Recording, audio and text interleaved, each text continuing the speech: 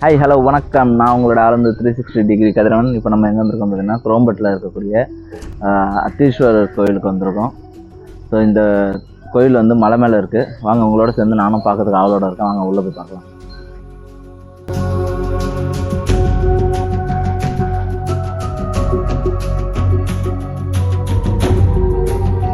இப்போ நம்ம வந்து பச்சைமலை அத்தீஸ்வரர் கோயிலுக்கு வந்திருக்கோம்.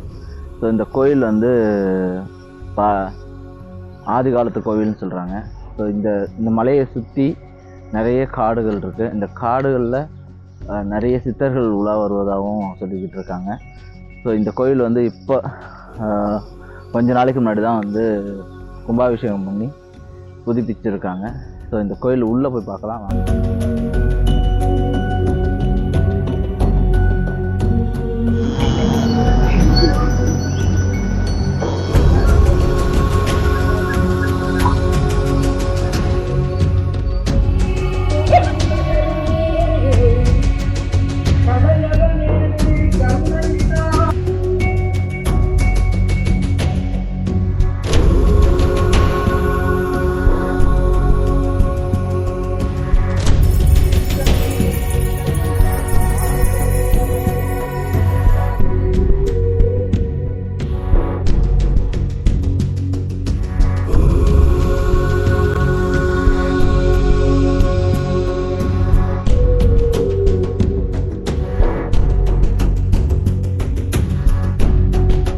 சுற்றி பார்த்துட்ருக்கோம். ஸோ முன்னாடி அகத்தியர் பார்த்துருப்போம், ஆஞ்சநேயர் பார்த்தோம்.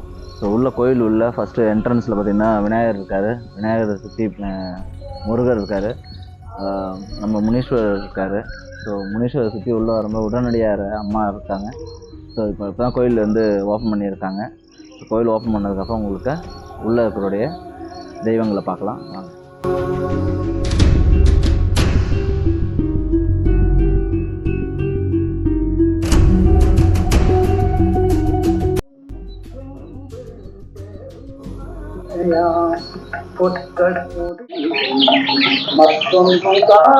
ஸோ இங்கே வந்த முக்கியமான நோக்கம்னு பார்த்தீங்கன்னா, இந்த கோயிலுக்கு ஆப்போசிட்டில் ஒரு ஊத்து ஒன்று இருக்குது. ஸோ இது குளமாகவே வந்து ஏற்பாடு பண்ணியிருக்காங்க. வாங்க உள்ளே போய் நம்ம பார்க்கலாம்.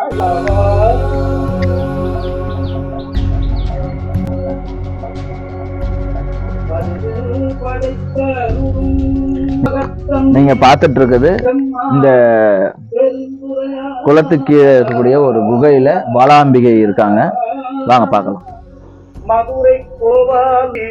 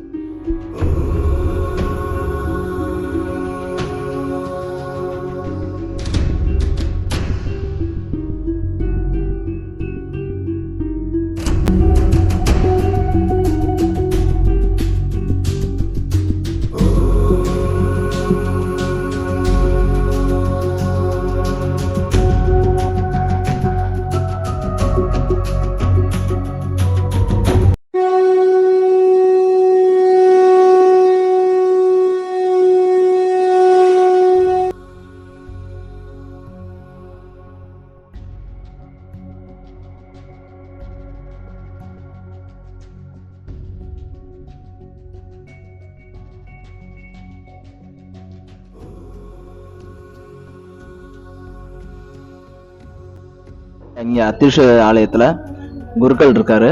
நம்ம இந்த ஆலயத்தினுடைய வரலாறும் இதனுடைய ஸ்பெஷலையும் கேட்டுக்கலாம் வாங்க. வரிஷ்டம் சர்வ கல்யாணமூர்த்திம் பரசு கமலாஸ்தம் பூஷிதம் மோதகேன அருணகுசுமம் ஆலாம் வியாலலம்போதரம் தம் மம ஹிருதய நிவாசம் ஸ்ரீ கணேசம் நமாமி. சிற்றம்பலம்.